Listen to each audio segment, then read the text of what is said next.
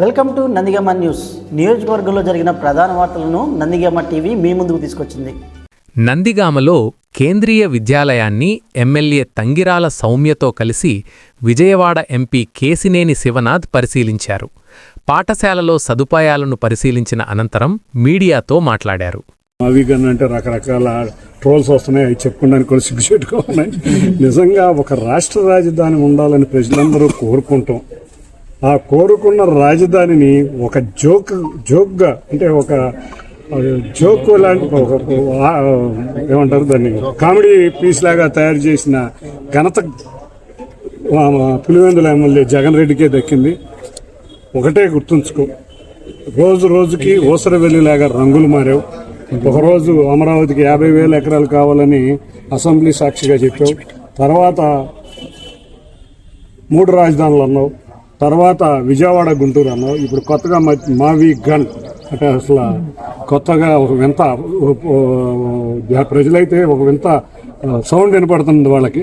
తప్పకుండా ఇటువంటి కామెడీ పీసుల్ని రాజకీయాల్లో ఎందుకు ముఖ్యమంత్రిగా చేశాము అని ప్రజలు ఇప్పుడు బాధపడుతున్నారు. ఒకటే గుర్తుంచుకోండి, 3 రాజధానులు అంటేనే 11 సీట్లకు పరిమితమై జగన్ రెడ్డి 11 రెడ్డి అయ్యాడు. రేపు ఇవాళ ఆ పార్లమెంటు సాక్షిగా వీళ్ళు వ్యతిరేకించారు బిల్లుని. ఈ వ్యతిరేకించడం వల్ల జగన్ రెడ్డి 11 రెడ్డి నుంచి 0 రెడ్డి కూడా కాబోతున్నాడు. ఇవాళ ప్రజలు ఇతన్ని చేత్కరించుకునే పరిస్థితి తెచ్చుకున్నాడు. అతని ప్రెస్ మీట్ కానీ అతని వ్యాఖ్యలు కానీ చూస్తే తప్పకుండా 11 రెడ్డి జగన్ 0 రెడ్డి కావడం ఖాయం. పార్లమెంట్లో చట్టబద్ధత కల్పించిన ఏ కొండూరులోని కృష్ణారావుపాలెం శివారు కేషియా తండాకు చెందిన రవికుమార్ కుటుంబ కలహాల నేపథ్యంలో ఆత్మహత్యకు యత్నించాడు. 3 రోజుల కిందట పురుగుల మందు తాగి ఆత్మహత్యకు ప్రయత్నించిన రవికుమార్ విజయవాడ ఆస్పత్రిలో చికిత్స పొందుతూ శనివారం కన్నుమూశాడు.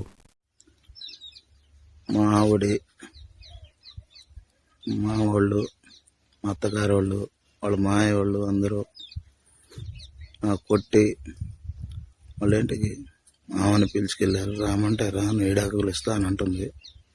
కానీ మా పాప ఉంది, ఆలోచిద్దామని చెప్పా. అలా ఆలోచించట్లే. ఎస్ఐ గారు కూడా చెప్పినా కూడా మా ఆమెకి అక్రమంగా సంబంధం ఉంది, 2 ఉండారంట. అది మనకు తెలియదు.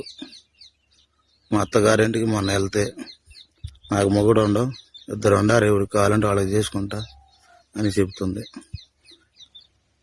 బుర్రతో పొద్దునాక మొన్న నేను కొట్టుకున్నప్పుడు బుర్రతో పొద్దునాక ఆమెను పోలీసులను పిలిపించి పంపించిండు.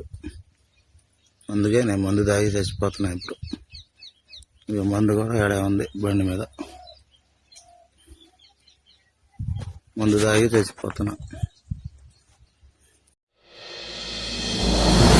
పీఎం సూర్యఘర్ పథకంపై ప్రజల్లో అవగాహన పెంచేందుకు సూర్యాంధ్ర ప్రగతి శకటాల ద్వారా విస్తృత ప్రచారం నిర్వహించాలని మైలవరం ఎమ్మెల్యే వసంత వెంకటకృష్ణ ప్రసాదు అన్నారు.